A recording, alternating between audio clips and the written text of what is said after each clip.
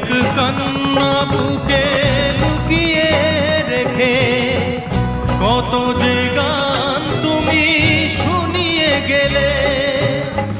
বোঝেনি তোমাকে কেউ, বুঝতেও দাওনি, কত ঋণে যে জড়িয়ে গেলে। আজকের শিল্পীরা কান্না ছাড়া গোয়া কি দিয়ে মেটাবে সেই গানের দাম। তোমাকে জানাই প্রণাম।